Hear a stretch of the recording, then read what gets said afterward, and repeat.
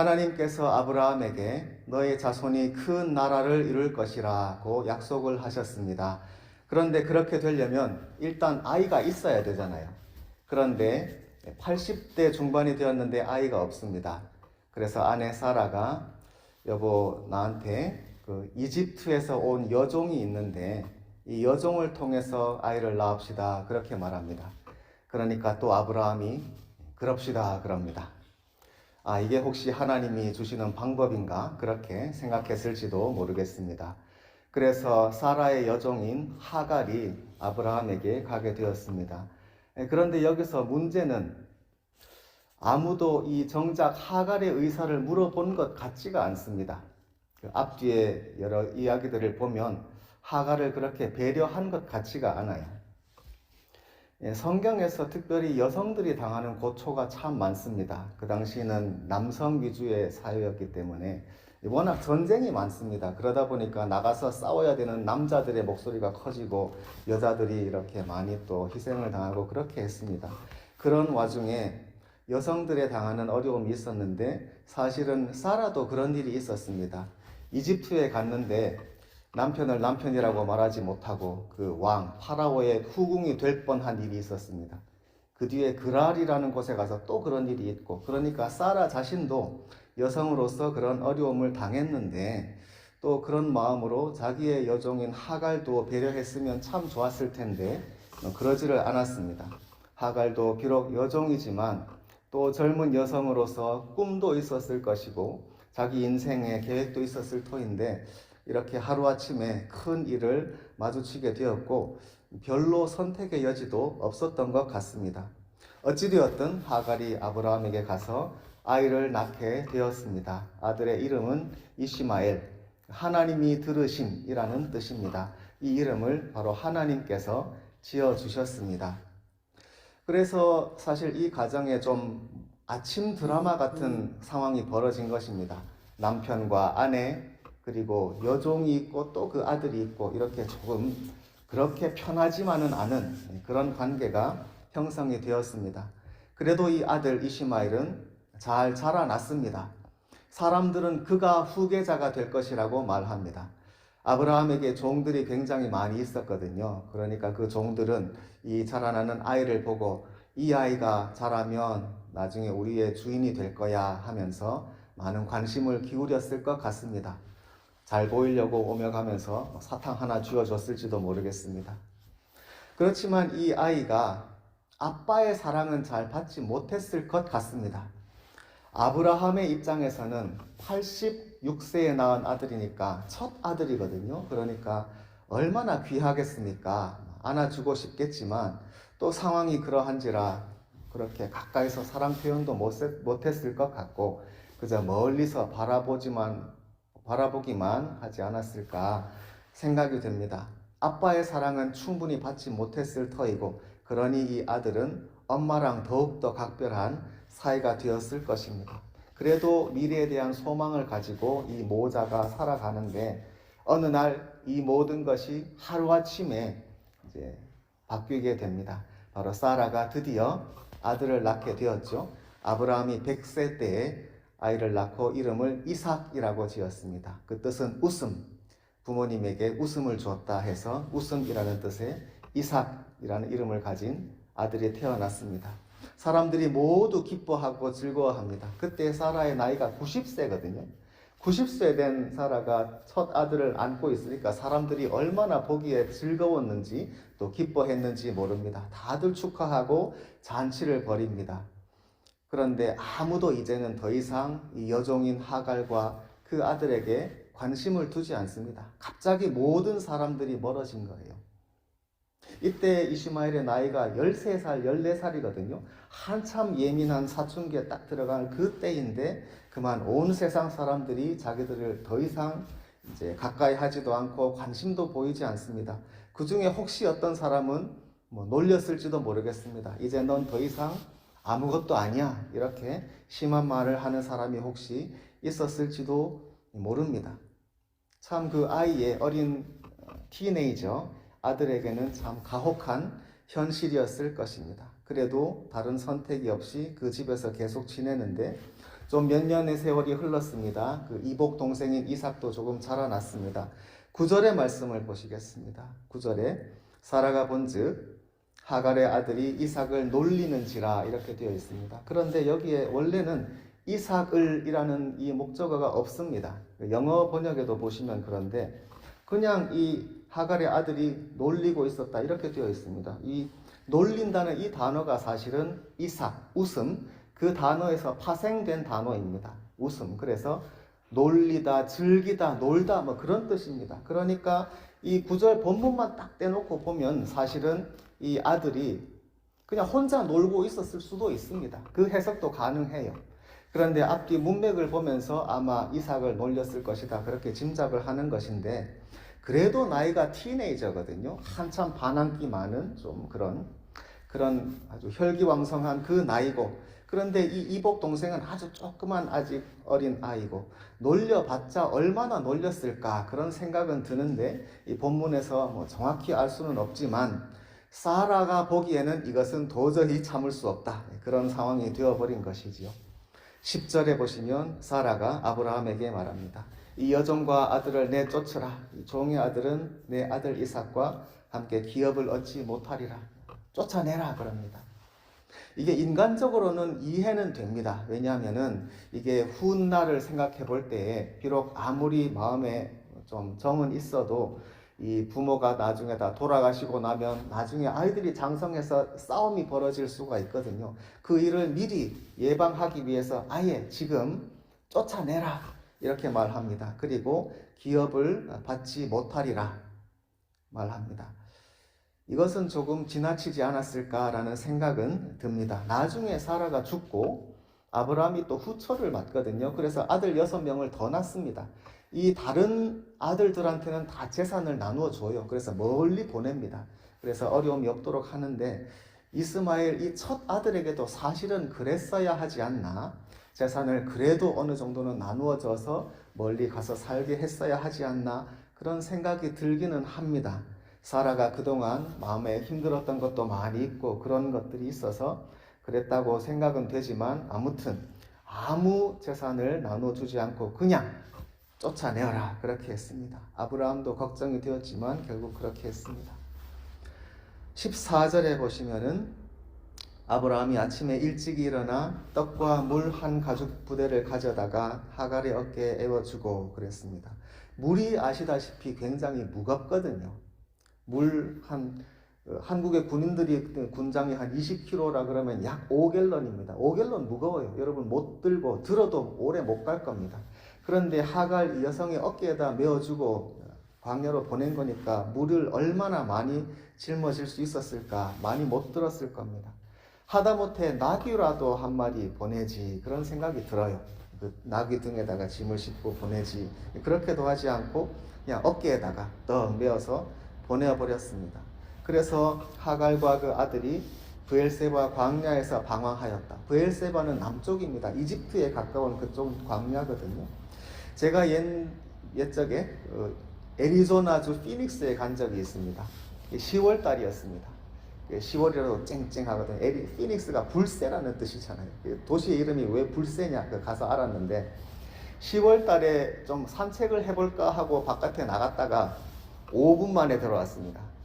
진짜 이 땡끝에 좀 더 가다가 잘못하면 죽겠다는 생각이 진짜 들었습니다.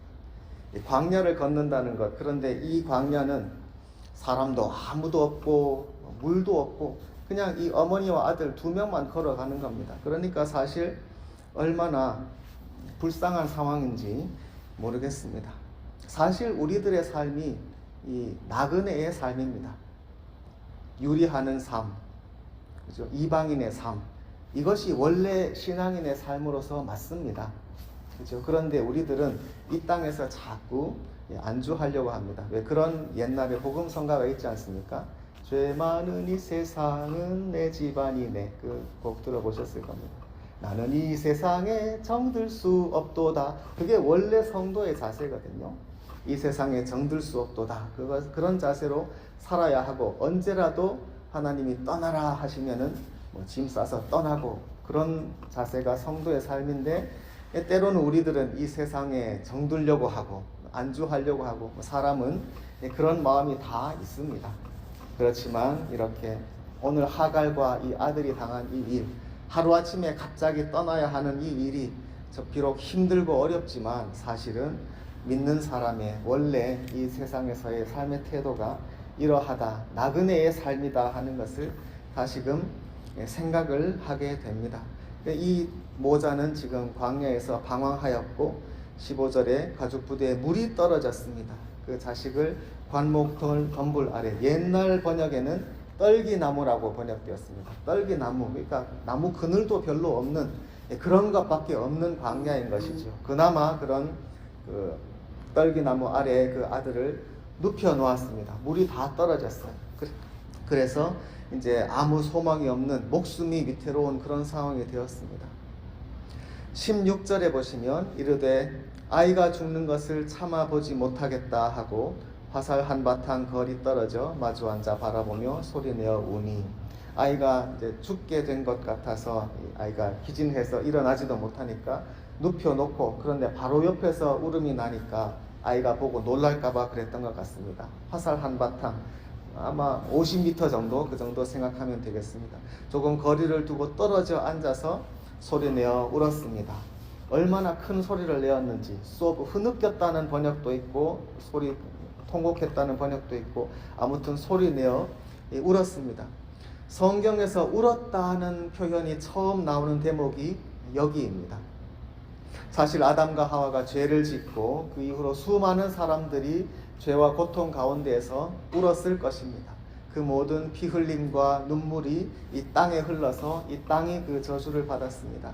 하나님이 그 많은 사람들의 눈물을 보셨습니다. 그런데 하나님께서 실제로 그 울음을 보시고 하나님이 응답하시는 이 대목은 여기가 처음입니다. 시편 56편에 이런 말씀이 있습니다. 주님, 나의 눈물을 주의 병에 담으소서. 우리가 눈물을 흘리면, 근데 그 눈물이 나의 잘못된 동기로, 욕심으로 그런 눈물이면 하나님이 안 봐주시겠지만, 그러나 우리가 믿음으로 이 세상을 살다가 혹 고난을 당할 때, 억울한 일 당할 때, 사람들이 애매하게 나를 비방할 때 믿음으로 사는데도 불구하고 흘리는 눈물이 있지 않습니까? 또는 때로는 하나님께서 우리에게 그런 어려운 상황을 허락하셔서 나도 모르게 흘리는 그런 눈물은 하나님께서 보십니다. 그리고 그 눈물을 주의 병에 담으소서 주님께서 기억하십니다. 어쩌면 우리들이 지금 흘리는 믿음의 눈물이 하나님 앞에 계수가 되어서 주님께서 지금 다 기억하고 계실지 모르겠습니다. 우리들이 흘리는 눈물이 값진 눈물이 되기를 바랍니다. 신앙생활 하면서 눈물 흘리는 일은 사실은 당연합니다. 우리들이 그런 것을 기대할 수 있습니다. 값진 눈물이 되기를 바랍니다. 나 자신의 죄와 욕심으로 인한 것이 아니라 하나님 보시기에 아름다운 믿음의 눈물이 된다면 그것을 하나님은 귀하게 보십니다. 그런 우리들의 괴로움을 주님 아시기 때문에 육신으로 오셨습니다. 예수님도 우신 적이 있지요. 나사로가 죽었을 때 주위 사람들이 다 슬퍼하는 것을 보면서 주님도 마음이 아프셨습니다. 그래서 예수님이 우셨습니다. Jesus wept. 이게 성경에서 제일 짧은 절입니다. 딱 2단어. 예수님이 우셨다. 사람들의 그런 눈물과 괴로움, 사람들의 슬퍼하는 모습을 보면서 주님도 함께 그것을 느끼시고 우셨습니다. 예수님 십자가 지고 가실 때에 예수님 곁에 있던 여인들이 가슴을 치며 슬퍼하며 울었습니다. 예수님께서 그들을 보시면서 나를 위해서 울지 말고 너희들의 자녀를 위해 울라 말씀하셨습니다. 주님은 그분 자신이 아니라 인간들의 죄로 인해서 슬퍼하고 괴로워하는, 아파하는 사람들, 그 자녀들을 보시고 주님께서 마음 아파하신 것입니다. 그래서 너희들의 자녀를 위해서 울어라. 우리들이 이 세상에 살 때에는 세상의 죄와 어두움과 저주 가운데 있습니다. 그 아픔 가운데 있는 것이 사실은 당연한 일입니다. 그러나 그와 같이 흘리는 그 눈물은 나 자신과 주위 사람들을 위한 눈물을 주님께서는 보시고 기억하십니다. 오늘 이 본문은 울음, 첫 번째 성경에 나오는 울음입니다. 그러면 마지막에 나오는 울음은 무엇인가? 요한계시록 21장입니다. 주님께서 그 모든 눈의 눈물을 씻기실 것입니다. 그렇죠? 주님께서 그 모든 애통하는 것, 울음과 아픔이 더 이상 있지 아니하리니, 그래서 그 모든 눈물을 그치게 하시고 울음을 주님께서 치유해 주시는 그것이 성경에서 언급되는 마지막 울음, 마지막 눈물입니다. 이 모든 것이 하나님 앞에서 결국은 기쁨과 즐거움으로 변화될 것입니다. 그날에 우리들이 이 세상에서 싸웠던 모든 믿음의 싸움이 하나님 앞에서 주님께서 주시는 상으로서, 주님의 주시는 은혜로서 보상받는 그날이 반드시 올 것입니다. 주님께서는 이 하갈의 울음을 보시고 들으십니다. 17절의 말씀, 하나님이 그 어린 아이의 소리를 들으셨으므로. 그런데 정작 주님께서 들으신 것은 하갈의 울음소리가 아니라 그 아이의 소리였습니다. 아마 그 아들이 깼던 것 같습니다. 깨서 엄마를 불렀든지 무슨 소리를 내었든지 하나님은 그 아이의 소리를 들으셨습니다. 그래서 하나님의 사자가 하늘에서 부르십니다. 하갈아 하갈아, 이름을 부르십니다. 하늘에서부터 부르셨다. 이것은 사실 성경에서 흔하지 않은 표현입니다. 창세기에서 천사가 땅에 내려와서 부르는 경우는 있습니다. 그렇지만 하늘에서부터 즉시 부르심, 아마 신속하게 빨리 구원하기 위해서 그렇게 한 것 같습니다. 하갈아, 하갈을 부르시고 그 바로 다음 장 22장에서 또 아브라함아 부르시는 대목이 있습니다. 하늘에서부터 이 땅으로 하나님의 음성이 들리는 것은 하늘과 땅의 경계가 무너지는 것, 하나님의 은총이 이 땅으로 침범해서 들어오는 것입니다. 신속하게 주님께서 구원과 치유와 화해를 가져오기 위해서 하늘에서부터 부르시는 음성이 들렸습니다. 그러나 그 하나님의 부르심은 정작 그 아이의 소리를 들으심입니다. 이시마엘. 오늘 본문에 사실 신기한 것은 이 아이의 이름이 나오지 않거든요. 그런데 원문에는 그 아이의 이름 자체가 스포일러입니다. 이시마엘, 하나님이 들으심. 거기에 이름이 너무나 분명히 딱 나오기 때문에, 그래서 오늘 본문에서 하나님이 그 아이의 소리를 들으셨다고 하기 때문에 그 아이의 이름이 나오지 않는 것 같습니다. 아이의 소리를 들으시고 어머니에게 응답합니다. 우리들이 드리는 기도는, 내가 드리는 기도가 다른 사람에게 응답될 수도 있습니다. 다른 사람이 누가 기도하는데 그 응답이 나에게 올 수도 있습니다. 기도는 나와 하나님 앞에 이런 인격적인 관계이지만 또한 우리가 공동체로 드립니다. 우리들이 함께 기도하고 서로 돌보고 사랑하는 관계가 되면은 하나님은 한 사람의 기도 응답을 다른 사람을 통해서 주시고 이렇게 공동체를 세워가는 그런 기도의 가족이 되게 하십니다. 하갈을 부르십니다. 하갈아, 무슨 일이냐? 두려워하지 말라. 하나님은 저희 있는 아이의 소리를 들으셨나니. 18절, 아이를 일으켜 두 손으로 붙들라. 19절의 말씀 보시겠습니다. 하나님이 하갈의 눈을 밝히셨으므로 샘물을 보고 가서 가죽 부대에 물을 채워다가 그 아이에게 마시게 하였더라. 히브리 말은 참 특이한 점이 많이 있는데 그 중에 하나는 동사가 강조된다는 특성이 있습니다. 이 번역에서는 사실 잘 살지 않은데 원래 히브리 말로는 동사가 굉장히 강합니다. 강세가 있어요. 그래서 연속되는 동작을 탁탁탁 말하면서 아주 역동적인 그런 상황을 설명하는 게 굉장히 실감나는 그런 게 있거든요. 오늘 이 본문에서 동사가 뭔지 한번 보시기 바랍니다. 동사. 어떤 동작들이 있는가? 하나님이 하갈의 눈을 밝히셨습니다. 그래서 샘물을 보고 가서 물을 채워다가 아이에게 마시게 하였다. 동사가 5개입니다. 5개의 동사가 연속으로 나오면서 아주 신속한 동작을 가르쳐주고 있습니다. 하나님이 눈을 밝히시고 보고 갔습니다. 물을 채워서 마시게 했습니다. 이런 것이 굉장히 생생하게 드러나 있습니다. 그런데 여기에서 우리가 할 것은 그 다음 장 22장이랑 비교를 하면 좋거든요. 21장과 22장이 비슷한 점이 많이 있습니다. 22장은 잘 아시는 아브라함이 아들 이삭을 제물로 바치는 그 장이거든요.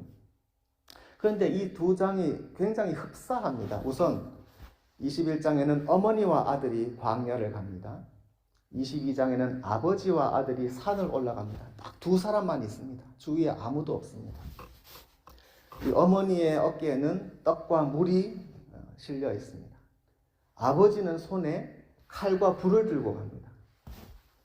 이 아이들은 지금 죽음에 직면해 있습니다. 이 하갈의 아들은 물이 없어서 지금 죽음 앞에 있고, 아브라함의 아들 이삭은 지금 제물이 되기 위해서 죽음 앞에 있습니다. 이 두 아이들을 다 내려놓습니다. 이 어머니는 관물 떨기나무 아래에 아들을 눕혀놓고 아브라함은 아들 이삭을 제단에 눕혀 놓습니다. 둘 다 하늘에서 음성이 들려옵니다. 하나님의 천사가 즉시 이름을 부르십니다. 하가라, 아브라함아, 이름을 부르셔요. 그리고 즉시 말씀하십니다. 하갈에게는 그 아이를 내 손으로 붙들어라 그러십니다. 아브라함에게는 손 대지 말라 그러십니다. 동작은 반대지만 뜻은 똑같습니다. 아이를 살리라는 것입니다. 그리고 그 눈을 떠서 그동안 그 전에 보지 못했던 걸 보게 하십니다. 하갈은 눈을 떠서 샘물을 발견합니다. 아브라함은 거기 뒤에 있는 순양 다른 재물을 발견합니다. 굉장히 흡사한 장면이 있습니다. 그뿐 아니라 사실은 22장 13절에 보시면 아브라함의 동작이 매우 하갈의 동작과 흡사한 것이 있습니다. 22장 13절에서 거기에 동사가 뭐 있는지 한번 보시기 바랍니다. 아브라함이 눈을 들어 그 다음에 살펴본 즉 그랬더니 순양이 뒤에 있는 거거든요. 그래서 아브라함이 가서 순양을 가져다가 번제로 드렸더라. 이 5개의 동사가 하갈이 했던 5개의 동사랑 딱 매치가 됩니다. 그 다음에 표를 한번 테이블에 한번 보시면 그게 더 잘 드러날 겁니다. 이 두 어머니와 이 아버지의 동작을 한번 비교를 딱 해보십시오. 문장 구조가 똑같습니다. 5개의 동작이 나오는데 먼저 어머니는 하나님이 하갈의 눈을 밝히셨고 아브라함이 눈을 들었고 그 다음에 샘물을 보고 그죠? 살펴보니까 순양이 있었고 그 다음에 가서 보고 갑니다. 그 다음에 물을 채워다가 순양을 가져다가 그래서 아이에게 마시게 하고 아이 대신에 제물로 번제로 드리고 똑같은 구조로 되어 있습니다. 여기서 우리가 얻는 교훈은 무엇인가? 결국 이 어머니의 사랑 또 아버지의 사랑이 본질적으로 똑같은 뜨거운 부모님의 사랑이라는 것입니다. 우리들은 아브라함을 존경하고 아브라함을 많이 이야기합니다. 믿음의 조상. 그런데 상대적으로 하갈은 우리들이 별로 관심을 두지 않습니다. 여종이고 이방인이고 그리고 사실 이 뒤에 성경에 나오지도 않고 그러나 우리들은 이렇게 잊어버리기 쉬운 그런 세상에서 볼 때는 비천한 사람이지만 그러나 그 어머니의 사랑도 똑같습니다. 전혀 못하지가 않아요. 아브라함의 이삭을 향한 사랑이나 이 하갈의 자기 아들을 향한 사랑이나 그 어머니의 사랑이 못할 것이 하나도 없습니다. 하나님은 보십니다. 우리 인간들은 그것을 보지 못하고 넘어가더라도 하나님은 다 일일이 다 보십니다. 그리고 그 어머니의 그 눈물을 보시고 그 아이의 소리를 들으시고 주님께서 친히 개입하셔서 샘물을 보게 하십니다. 그래서 아이를 살리시죠. 아브라함의 아들 이삭도 주님께서는 살려주시고요. 이 부모님의 마음, 어쩌면 이것이 하나님께서 우리에게 주시는 가장 귀한 사랑의 선물일지도 모르겠습니다. 우리 사람들은 누구나 자기 자식은 사랑할 줄 알고 심지어 악한 사람이라도 대부분의 경우에는 자기 자식은 사랑할 줄 압니다. 비록 다른 사람에게는 죄를 지을지 몰라도 하나님께서 최소한 주신 이 마음이 있습니다. 이 부모의 마음. 자기 자식에게는 좋은 부모가 되고 싶어 하고 이것은 하나님께서 주신 마음일 것입니다. 아무리 악한 사람이라도 이 최소한의 사랑은 갖고 있기 때문에 이 세상에 소망이 있습니다. 그래서 우리가 할 일은 이 사랑을 부모 자식뿐 아니라 다른 이웃에게도 널리 전하는 것입니다. 부모님을 생각하실 때 여러분 많은 추억이 있으실 것이고 또 어떤 분은 이제 돌아가신 분도 계실 것이고 곁에 있는 분도 계실 것이고 오늘은 특별히 어머님 또 아버님 또 생각하시고 또 그분들을 통해서 하나님께 감사하시는 날이 되시기 바랍니다. 하나님께서 그분들을 통해서 나를 이 땅에 존재하게 하시고 또 성장하게 해주셨습니다. 지금은 많이 옛날에 비해서 연약해지셨을 겁니다. 한 번 더 문안도 하고 또 혹시라도 또 떠나가셨더라면 또 추모하고 그런 시간이 되었으면 좋겠습니다. 그뿐 아니라 하나님께서 주시는 이 자비의 마음, 세상 누구에게나 있는 이 마음이 우리들의 소망이 됩니다. 우리들은 비록 알지 못하는 그리고 혹시 우리가 비천하게 여기는 그런 사람들이라 할지라도 이방인과 종이라 할지라도 그들에게 있는 이 부모의 사랑의 마음은 우리의 것과 동일합니다. 하나님 앞에서 전혀 못하지 않습니다. 주님께서 그들의 사랑도 귀하게 여기십니다. 그리고 그들의 부르짖음도 들으십니다. 그들에게 주님께서 구원의 손길을 베푸십니다. 우리들이 이 사랑을 전하는 교회입니다. 부모 자식의 사랑이 특별한 사랑이지만 그뿐 아니라 그 마음으로 우리들에게 주시는 청년들, 또 이웃들, 그들을 섬길 수 있는 우리 교회가 된다면 주님께서 우리에게 허락하시는 가장 영광스러운 일이 될 것입니다. 이 시간에 함께 기도하실 때에 주님 먼저 우리에게 이 부모님을 주셔서 감사하고 부모님의 사랑을 통해서 주님 사랑을 주신 것을 감사합니다. 우리가 부모라면 우리에게 주시는 자식들을 통해서 하나님께서 그 주님의 마음을, 그 사랑을 조금이라도 우리에게 알게 하신 것을 인해서 감사합니다. 그리고 더 좋은 부모가 될 수 있도록 도와주시옵소서. 기도합시다. 더 중요하게로는 이 세상에 주시는 이 소망, 모든 사람에게 주시는 인간이라면 갖고 있는 이 부모의 사랑이 사실은 이 세상을 살리는 소망이 될 터인데, 우리들이 이 사랑의 마음을 가지고 또 이웃을, 또 청년들을 더 섬길 수 있는 그런 교회가 되게 해주세요. 이 시간에 함께 소리를 내어서 기도하는 시간이 되기 바랍니다. 기도하겠습니다.